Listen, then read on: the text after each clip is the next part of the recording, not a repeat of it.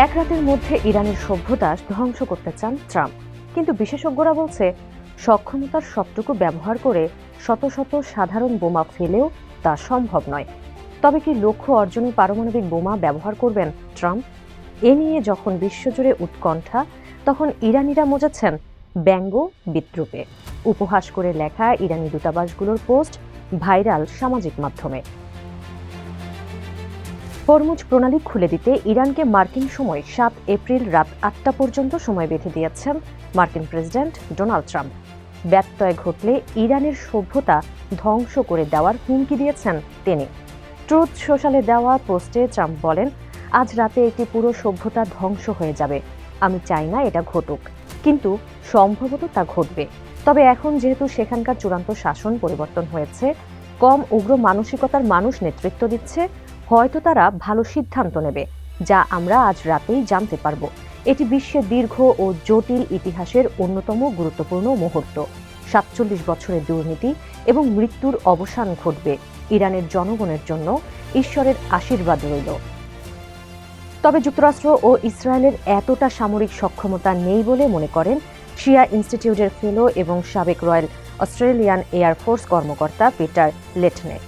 এই সামরিক বিশ্লেষকের ভাষ্য, 24 ঘন্টার মধ্যে ইরানের শত শত বিদ্যুৎ কেন্দ্র এবং লক্ষাধিক সেতু ধ্বংস করা কাল্পনিক অভিযানেই সম্ভব।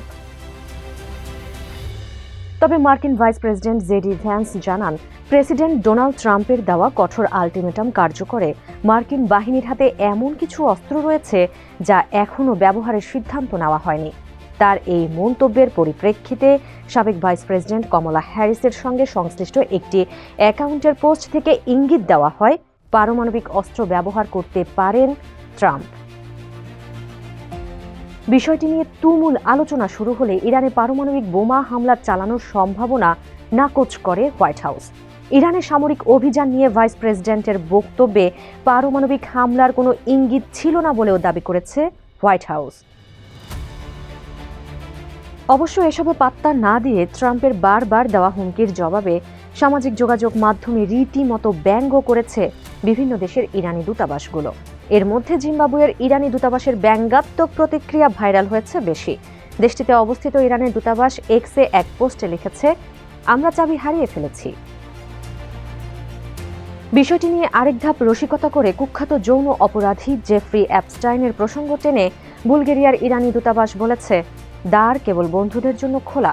জেফ্রি অ্যাপস্টাইনের বন্ধুদের চাবি দরকার। সব মিলিয়ে ট্রাম্পের হুমকির পোস্টগুলোকে কেন্দ্র করে অনলাইনে ব্যঙ্গ বিদ্রূপের ঢেউ বয়ে যাচ্ছে। হুমকির ধামকিতে ইরান ভয় পাচ্ছে না বলেই আপাতত দৃশ্যমান হচ্ছে। তবে নির্ধারিত সময়সীমা শেষে পরিস্থিতি কোন দিকে মোড় নেয় সেটি এখন দেখার বিষয়।